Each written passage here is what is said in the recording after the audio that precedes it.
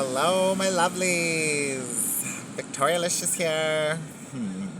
Just kidding.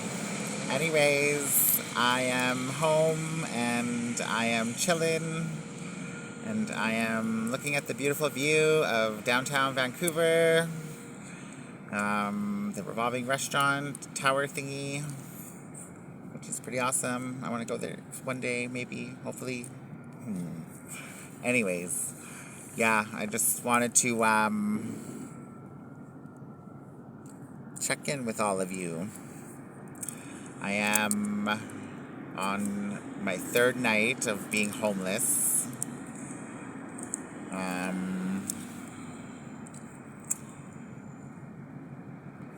It's not as bad as an experience as I thought it would be. I mean, I don't know. I think of it as a fun experience. But, yeah, how I became homeless downtown Eastside Vancouver is 2 years ago. Well, I've been an addict for about 23 years. I am a 60 scoop survivor. I was stolen from my family at 10 years old. Right out of my classroom in the middle of the afternoon. Put on the next flight to Winnipeg. And this was at 10 years old, and by 11 years old, I was introduced to the sex trade, and by 14, I was actively working the sex trade to feed my drug addiction, and that's what I did for 23 years of my life up until 2 years ago, when I had an eye-opening experience with a friend of mine that I, actively used with and did, on a regular basis. And, I thought she was my friend and, that she loved me. I loved her. She had my back. I had her back. But it wasn't like that. And, this one night, on my birthday, May 18th, she did something to me that really hurt me. And it opened my eyes to be able to see the truth for what it really was. And that eye-opening experience changed my life. And I decided to get sober. And I started my healing journey. I got invited to a ceremony. The first annual moon dance ceremony in Canada's history is what saved my life, to be quite honest.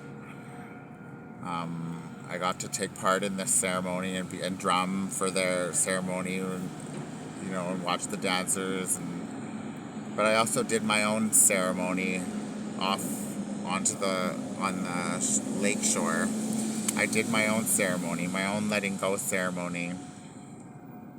I built a little statue out of rocks, and I talked to these rocks, and I, cried my heart out. I told every pain that I had, every sorrow that I had, every secret that I had, everything. I just cried, and I just let it all out.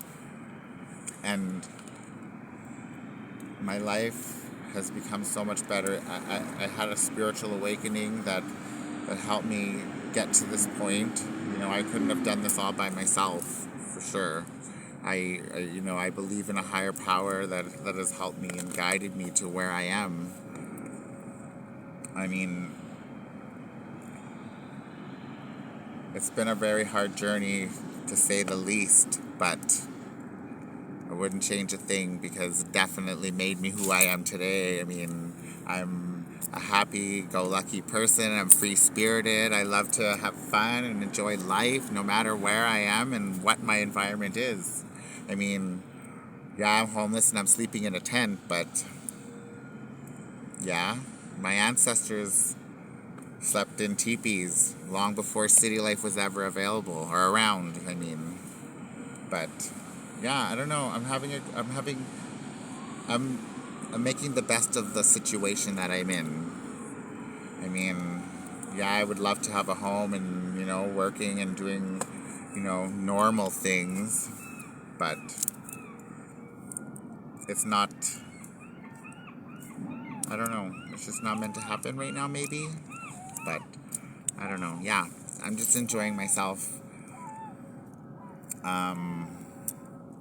But yeah, I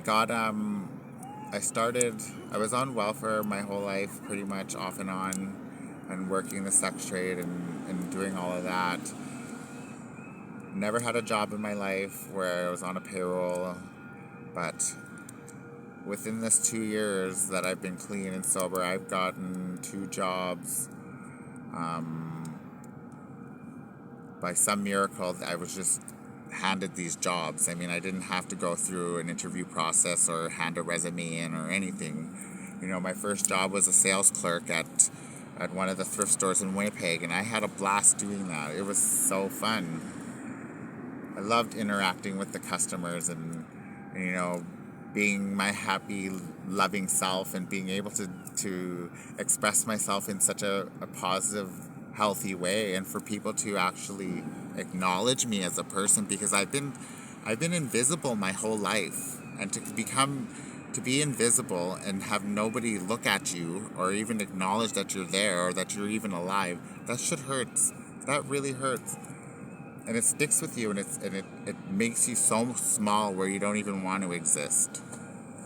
Thankfully, I found my way and I found my light. I found the way to, love myself unconditionally, no matter who I am, or just to love myself wholeheartedly, every bit of me, every ounce of me.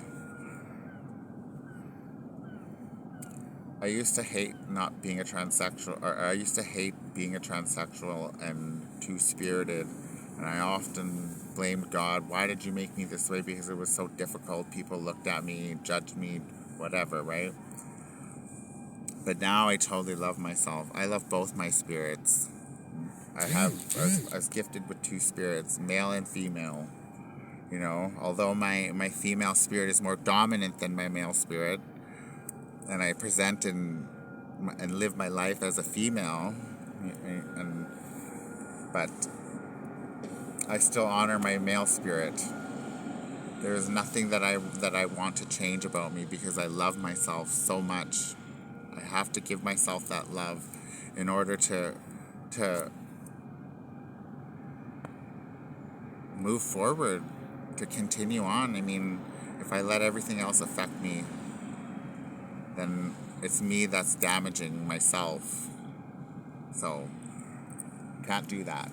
So anyways, I got this job at the Goodwill, or at the thrift store, and had a blast doing it. And then I got a call one day. I've always wanted to be an outreach worker, serving the people where I come from, people that are, in the problem still, and just to be there to support them, be a peer support and show them, be an example that that change is here, and bring comfort to their lives, because I lived that experience, or lived that life, and just to show them, So I got offered this job as an outreach worker, or a program assistant with an organization in Winnipeg running a drop-in safe space for current and former sex workers. And I met some amazing, amazing people in that job, and I loved that job. And I was still doing sex work at the time on the side too, while working that job. And I would I started traveling to different cities rather than staying in Winnipeg, because I had such a bad reputation in Winnipeg, being, Victoria the drug addict, or whatever it was, right? I mean, not too many people really knew when I was working escort, but so I started branching off and going to different cities. I flew to Toronto, worked in Toronto, flew back to Winnipeg for the weekend to work my shifts at the drop-in center, and then I flew back out to Calgary, went back, and then I just had this epiphany, this understanding, this feeling that I just had to leave Winnipeg and couldn't be there. There's nothing there for me. I mean, I had no friends. There was no ties there. My lease was coming to an end. I finally been housed for 6 years of my life, in total, 6 years. And my first apartment, it was awesome. and loved it. I mean, I got sober in the very place that I used my drugs in, which was very hard because of having to relive and walk into that environment every day to be constantly reminded of what you once was, right?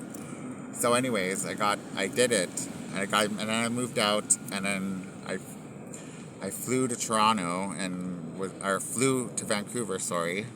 I flew to Vancouver to come work here.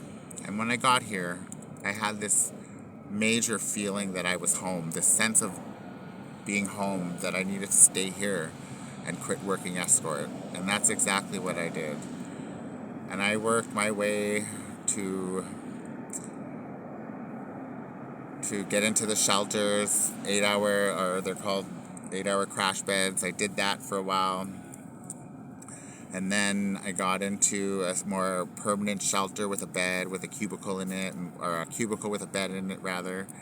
And I stayed there for a couple weeks, and then moved on to another shelter where I had my own private room. And then I moved on to a second stage sober living support facility or apartment block.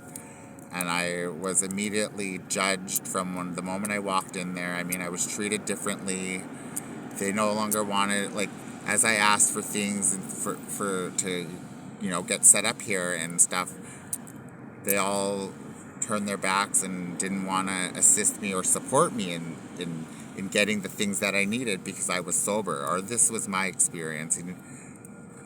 And it was becoming so impossible for me to be comfortable in my environment or be myself, because I love to have fun and I love to be, listen to music and laugh and joke around, and they were just draining me of my energy. So I had to make the choice to leave, and I left to live in a tent.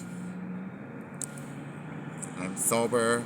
There's nothing that's ever going to take me back to the problem. There's nothing that's ever going to take away my shine, my happiness, because that's what means the most to me. I love to be happy, and I choose to be happy no matter where I am. It's not about where I live, it's about how I live. At least that's my understanding, and I love to have fun, so. But yeah, that's how I became homeless here and sleeping in my tent that I love. My tent. It's fun, and I got a great, amazing view. I mean, it's a little bit chilly. It gets cold at night, but I don't know. I'm just enjoying life. I mean, I could be sad and depressed and lonely and fill myself with self-pity and be, oh, why am I here? Why am I doing this? But no, I don't want to. I choose to be happy because I am happy. There's nothing bad in life that's going to ever take that away from me ever again. I worked hard to get here. I've worked really hard to get here. I've healed so many wounds within myself, within my heart. The person I was before and the person I am now are two very different people. You would have asked me 2 years ago, Victoria, tell me about yourself. I wouldn't have been able to get past my first name. But here I am, talking so freely, being so happy because I am happy. I'm genuinely happy. Loving it. But, I don't know where I'm going to go or how I'm going to get to where I need to be.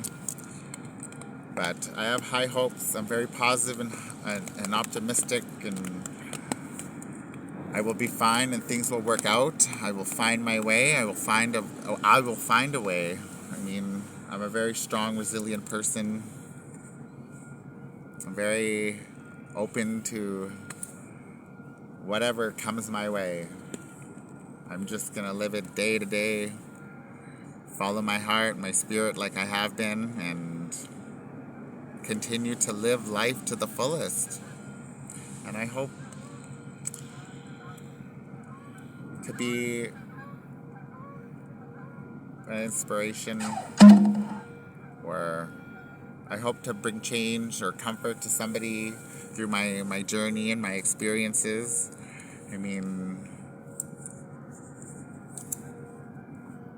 I don't know. I just wanted to share my experience, my journey so far, and let everybody know what happened or what brought me to this point. But yeah, I don't know.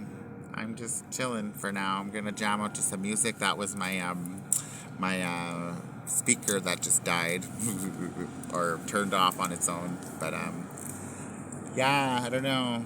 I just wanted to say hi and tell you a little bit about myself, and feel free to ask any questions if you need anything, or if I can be of an advice or whatever. I don't know. Or nothing. Anyways, I'm gonna jam out now, and we'll talk to you later. Have a beautiful night, and I wish you all love and light. Stay cool. You're meant to be here, and you're worth it. Love you.